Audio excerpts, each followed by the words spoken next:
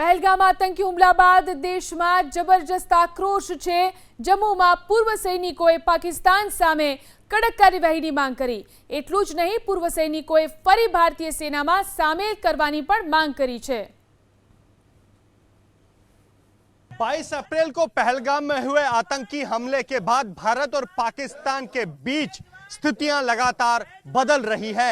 जहां एक तरफ बॉर्डर पर पाकिस्तान की तरफ तनाव है, पाकिस्तान के गांव खाली हैं, वहीं जम्मू में जो अंतर्राष्ट्रीय सीमा है उनसे सटे गांव में पाकिस्तान मुर्दाबाद और पाकिस्तान मुर्दाबाद के नारे लग रहे हैं और यहां पर जय किसान जय जवान के नारे भी लग रहे हैं।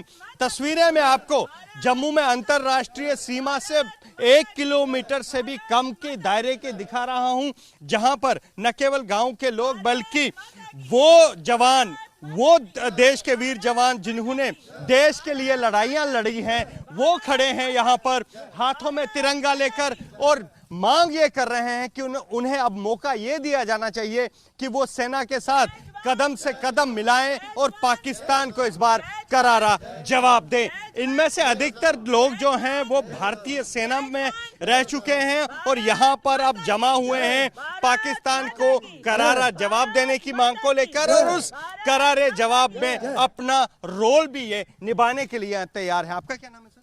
मेरा नाम एक्स हवलदार दर्शन लाल है। दर्शन लाल जी, आपने 65 की लड़ाई लड़ी है, 71 की लड़ाई 71 की लड़ी है। अब जिस तरह के हालात हैं बॉर्डर पे, आप उससे परिचित हैं, क्या कुछ आप आज बात रखना चाहते हैं? मैं बात रखना चाहता हूं कि इन्होंने 47 से लेके पाकिस्तान ने हमें महामारी नाक में दम करके रखा है। जब भी देखो तभी कभी उग्रवाद, कभी फायरिंग, कभी कुछ निहत्थे लोगों को मार देता है। तो मेरी गवर्नमेंट से रिक्वेस्ट है कि इनको जैसे बांग्लादेश में मुंह तोड़ जवाब दिया है, ऐसे इस इलाके में भी मुंह तोड़ जवाब दिया जाए। आप क्योंकि आपने 71 की लड़ाई लड़ी है, आपको पाकिस्तान का पूरा पता है, तो आप क्या अपनी सर्विसेज देंगे, अपनी सेवाएं देंगे? जी हाँ, मैं अपनी सर्विस देने के लिए बिल्कुल रेडी हूँ। जैसे कैप्टन साहब ने प्रधानमंत्री जी को लेटर लिखा है, ऐसे हम लेटर तो नहीं लिख सकते, लेकिन मैं आपके माध्यम से कहना चाहता हूँ कि मैं बिल्कुल रेडी हूँ। किस तरह की सर्विसेज आप देंगे? हम मतलब इन्फेंट्री के जवान हैं तो इन्फेंट्री की सर्विस देंगे। इन्फेंट्री के जवान हैं, इन्फेंट्री की सर्विस देंगे। आपका क्या नाम है? मैं सर आत्माराम। आप भी सेना से? मैं सेना से, आरटी से सर। मैं आरटी से हूं। जी सर। तो जो हालात बने हैं, आप भी क्या सेवाएं देना चाहेंगे जवानों को अगर युद्ध जैसी स्थिति हो जाती है? हाँ सर, मैं भी देना चाहता हूँ। मेरी 72 एज है इस वक्त। मैं फिर भी अगर चाहती है, गवर्नमेंट चाहती है, तो मैं जाने के लिए फिर तैयार हूँ और पाकिस्तान का मुकाबला करने के लिए बिल्कुल तैयार हूँ। आप जंग पहले भी लड़ चुके हैं तो आपको पता होगा कि किस तरह से जंग लड़ी जाती है और किस तरह से कौन से ऐसे एरियाज़ हैं जहां पर, क्योंकि आप आरटी से हैं, तो कौन से ऐसे एरियाज़ हैं जहां पर हमला किया जा सकता है। तो क्या आप जैसे ये जो सारे लोग हैं, सारे तैयार हैं यहाँ जाने के लिए भारतीय सेना के साथ? सर बिल्कुल तैयार हैं, सभी लोग तैयार हैं। सभी लोग तैयार हैं। कुछ और लोग हमारे साथ हैं। सर, आप भी क्या सेना से हैं? जी, मैं भी सेना से हूँ। अभी क्या किस तरह की सेवाएं आप दे सकते हैं या देने की इच्छा रखते हैं? जी, मैं आरटी से हूँ, तो जब भी मौका मिलेगा हमें जाने का, हम जरूर जाएंगे देश की सेवा के लिए। और जहाँ भी बुलाया जाएगा हम वहाँ जाएंगे और देश का साथ देंगे। हम देश के लिए लड़ेंगे, देश की सेवा करेंगे हम। आपको लगता है समय आ गया पाकिस्तान को जवाब दे देने की? समय तो आ गया पाकिस्तान को जवाब देने का, तो अभी गवर्नमेंट के हाथ में जो वो करेंगे वही करेंगे। जो बाकी जो भी है, सारी जनता उनके साथ है, गवर्नमेंट के साथ है।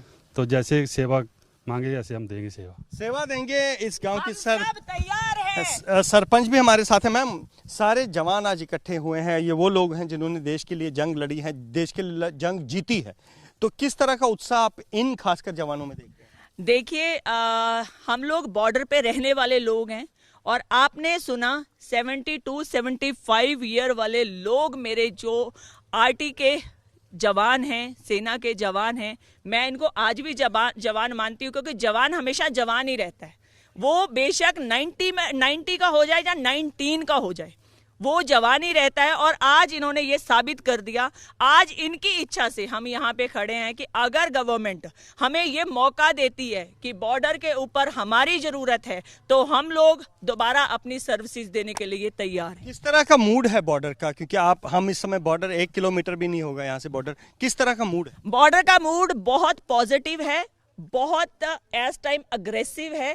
बॉर्डर का मूड बहुत एक्साइटेड है कि अब कुछ होना चाहिए आर पार का। एक बार दहशतगर्दों की कमर टूटनी चाहिए कि दोबारा उनको अपनी कमर पे खड़े होने के लिए सालों लग जाएं और पता चल जाए कि बाप बाप होता है और बेटा बेटा होता है, और बिगड़े हुए बेटे को सुधारना कैसे वो बाप को आता है, वो भूले नहीं इस बात को। और आज अगर मैं बॉर्डर की बात करूं तो बॉर्डर से लेके छोटे से लेके बुजुर्ग तक आपने देखा, यहाँ पे जवान की तादाद और बुजुर्ग की तादाद आपके सामने है। ये लोग खुद चाहते हैं कि हम सर्विसेज देंगे गवर्नमेंट को, और आने वाले टाइम में जब भी हमारी जरूरत बॉर्डर पे, हम खुद चाहते हैं कि जो प्रोमिनेंट सिटीजन है बॉर्डर के ऊपर, उनको आप कुछ नहीं, आप जस्ट लाइसेंस दीजिए। हथियार खरीदने की क्षमता हम लोग रखते हैं, हम लोग कर लेंगे। आप इतना हमारे ऊपर ट्रस्ट कीजिए। और गवर्नमेंट को हम कहना चाहते हैं, बॉर्डर को लेके आप फिक्र मत कीजिए। जहां पे जितने भी सिविलियन हैं वो सारे के सारे फौजी हैं, वो सारे के सारे जवान हैं,